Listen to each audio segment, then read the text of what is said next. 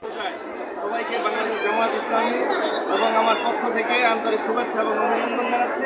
আমরা এসেছি আমাদের যারা সনাতন ধর্মাবলম্বী ভাই এবং বোন আছেন, তারা আজকে যে পূজা এখানে উদযাপন করছেন তাদের সাথে সহমর্মিতা এবং তাদের সাথে আমরা শুভেচ্ছা বিনিময় করার জন্য এসেছি এবং তাদের খোঁজখবর নেওয়ার জন্য তারা যেন সঠিকভাবে তাদের এই পূজা তারা সম্পন্ন করতে পারে। আমাদের পক্ষ থেকে সর্বাত্মক সহযোগিতা তাদের জন্য থাকবে এবং ভবিষ্যতে আমি যদি হালুয়াঘাটের এমপি নির্বাচিত হতে পারি তাহলে আমি আজকে কথা দিচ্ছি এখানে যা এই মন্দির এবং এছাড়াও এই হিন্দুদের যে বিভিন্ন ধর্মের যে উপাসনালয়গুলো আছে সেখানে উন্নয়নের জন্য যা যা করা দরকার ইনশাআল্লাহ আমরা সকলকে সাথে নিয়ে ইনশাআল্লাহ আমরা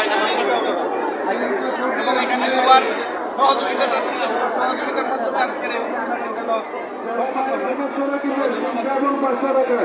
এখান থেকে এখনো চিন্তা করবেন মায়ের দুধের ছাড়া কি করবেন বাড়িতে নেওয়ার জন্য যদি সম্ভব হয় আমি মুক্ত ভাইকে কোনো ব্যক্তি আমাদের আপনারা জানেন আমাদের আমিরের জামাত ডাক্তার শফিকুর রহমান সবসময় একটা কথা বলে থাকেন যে আমরা বাংলাদেশের যারা নাগরিক আমরা সবাই বাংলাদেশি।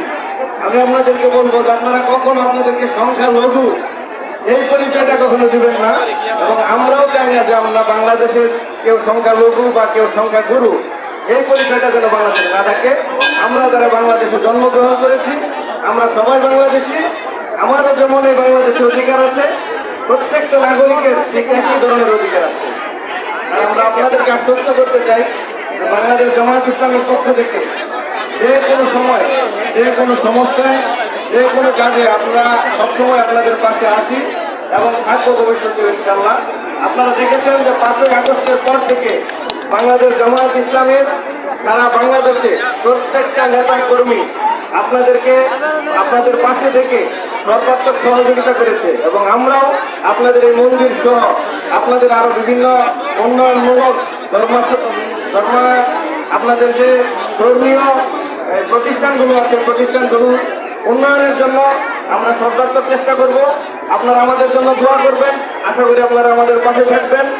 আল্লাহ যদি আমাদেরকে সুযোগ দেন, আমরা যদি রাষ্ট্রীয় ক্ষমতায় যেতে পারি, আমরা ইনশাআল্লাহ বাংলাদেশের প্রত্যেকটা নাগরিককে যে ধর্মেরই হোক না কেন আমরা তাদের নাগরিক অধিকার 100% নিশ্চিত করবো ইনশাআল্লাহ।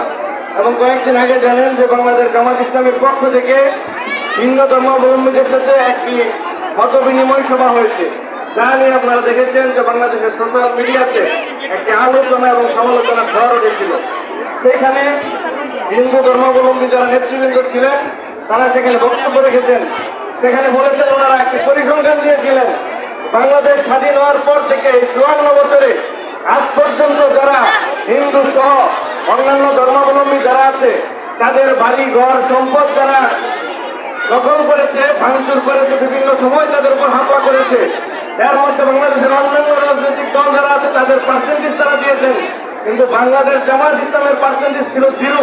এটা আমাদের পরিসংখ্যান না, এই পরিসংখ্যানটা ছিল বাংলাদেশ হিন্দু যে কল্যাণ পরিষদ আছে ঢাকেশ্বরী মন্দিরের ওইখানের নেতৃবৃন্দরা এই পরিসংখ্যানটা দিয়েছিলেন। সুতরাং আমি আপনাদেরকে বলতে চাই বাংলাদেশ জামায়াত ইসলামী সবসময় আপনাদের পাশে আছে। আপনারা যেন নির্ভয়ে নির্দ্বিধায় আপনাদের যে ধর্মীয় অনুষ্ঠান আছে, কৃষ্টি কালচার আছে, আপনারা এগুলো যেন করতে পারেন।